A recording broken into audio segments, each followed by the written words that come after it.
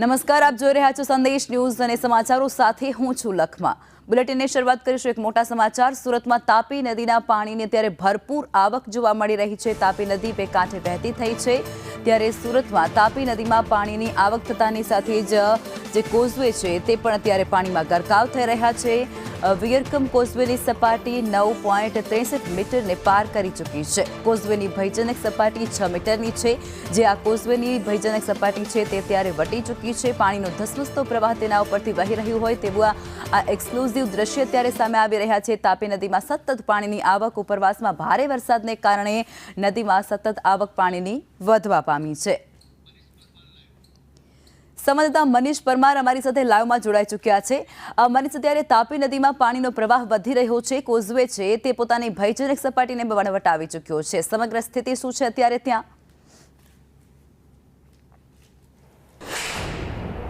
લખમાં વાત કરીએ તો ઉપરવાસમાં સતત વરસાદ વરસી રહ્યો છે, ડેમો છે તે છલકાઈ રહ્યા છે। તો ખાસ કરીને દક્ષિણ ગુજરાતનો ઉકાઈ ડેમ છે તેમાં પાણીની ભરપૂર આવક થઈ રહી છે અને ઉકાઈ ડેમમાંથી તાપી નદીમાં અત્યારે પાણી છોડાઈ રહ્યું છે, જેના પગલે તાપી નદી છે તે બે કાંઠે વહેતી થઈ છે। જોઈ શકાય છે કે તાપી નદીનું રૌદ્ર સ્વરૂપ છે તે દેખાઈ રહ્યું છે। તાપી નદીના ઉપર બનેલો કોઝવે છે તે પોતાની જે સપાટી છે તેનાથી ઉપર ચાલી રહ્યો છે। કોઝવેની ભયજનક સપાટીની વાત કરીએ તો 6 મીટરની આસપાસ છે, પરંતુ અત્યારે 9 મીટર ઉપર જે કોઝવે છે તે ચાલી રહ્યો છે। ઉપરવાસમાં જે વરસાદ વરસી રહ્યો છે ત્યારે ઉકાઈ ડેમમાં સતત પાણીની આવક થઈ રહી છે। ત્યારે ઉકાઈ ડેમની સપાટીની વાત કરીએ તો ઉકાઈ ડેમની સપાટી છે પણ 337 ફૂટ પહોંચી ગઈ છે। એના પગલે જ અત્યારે જે ઉકાઈ ડેમનું લેવલ છે તે જાળવી રાખવા માટે સતત પાણી છે તે તાપી નદીમાં છોડાઈ રહ્યું છે।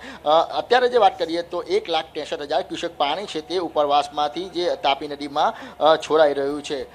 જે રીતના તાપી નદીમાં પાણી છોડાઈ રહ્યું છે ત્યારે તાપી નદીનું જે રૌદ્ર સ્વરૂપ છે તે પણ દેખાઈ રહ્યું છે। સાથે જ વાત કરીએ તો તાપી નદીમાં જે પાણી છોડાઈ રહ્યું છે તે જે નદીની અંદર જે જળકુંભી હતી, ગંદકી હતી તે પણ સાફ થતી દેખાઈ રહી છે। જે શહેરીજનોને હવે જે પીવાનું શુદ્ધ પાણી છે તે મળી રહેશે। એટલે ઉપરવાસમાં દક્ષિણ ગુજરાતમાં ખાસ કરીને વાત કરીએ તો વરસાદ વરસી રહ્યો છે, તેને પગલે પાણી છે તે અત્યારે છોડાઈ રહ્યું છે। તાપી નદી છે તે બે કાંઠે લકમાં વહી રહી છે। એટલે જે રીતના હવામાન વિભાગે આગાહી કરી હતી અને હવામાન વિભાગના આગાહીના પગલે જે દક્ષિણ ગુજરાતમાં અત્યારે વરસાદ છે તે અવિરત વરસી રહ્યો છે અને નદી નાળા સાથે તાપી નદીઓ છે તે છલકાઈ રહી છે। જી લકમા।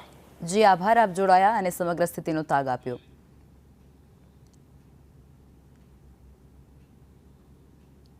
જો દાદા વિઝ્યુઅલ જો